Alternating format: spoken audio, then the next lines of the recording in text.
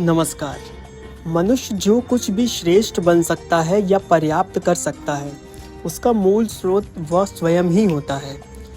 जितना अधिक वह अपनी प्रसन्नता और संतोष के साधन अपने भीतर खोजता है, उतना ही वह स्थायी रूप से सुखी रह सकता है। इसी सत्य को स्पष्ट करते हुए अरस्तु ने कहा था कि सच्चा सुख आत्मनिर्भरता में निहित है। बाहरी साधनों से मिलने वाला सुख स्वभावतः अस्थिर, क्षणिक और भाग्य पर निर्भर होता है।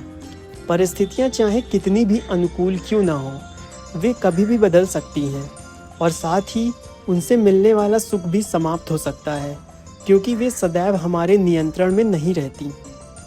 इसी कारण विवेकपूर्ण मनुष्य बाहरी आकर्षणों के बजाय अपने भीतर स्थिर आधार खोजने का प्रयास करता है, जिससे उसका संतुलन बना रहता है। जीवन के उत्तरार्ध में यह सत्य और भी स्पष्ट हो जाता है। वृद्धावस्था में प्रेम, आकर्षण, चंचलता, यात्रा की इच्छा और सामाजिक सक्रियता धीरे धीरे क्षीण हो जाती है। मित्र और संबंधी भी समय के साथ बिछड़ जाते हैं। ऐसे समय में मनुष्य के पास जो सबसे महत्वपूर्ण और स्थायी सहारा बचता है, वह उसका अपना आंतरिक संसार होता है। यही उसकी सच्ची संपत्ति है, जो जीवन के हर चरण में उसके साथ रहती है और उसे वास्तविक संतोष प्रदान करती है। इस संसार में सुख की प्राप्ति सरल नहीं है।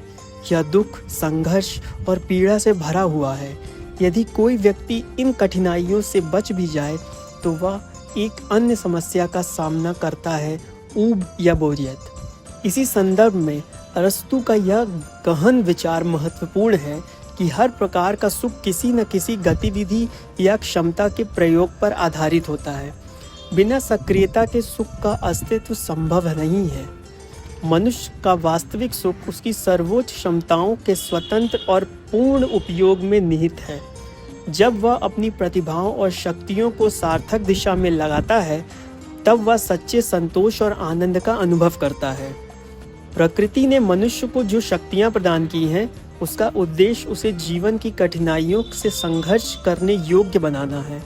परंतु जब यह संघर्ष समाप्त हो जाता है और मनुष्य के पास कोई चुनौती नहीं रह जाती, तब यही शक्तियाँ उसके लिए बोझ बन जाती हैं। तब वह केवल समय बिताने या ऊब से बचने के लिए अपने आप को व्यस्त रखने की कोशिश करता है। परिणाम स्वरूप उसे अपने भीतर अर्थ और उद्देश्य खोजना कठिन लगता है।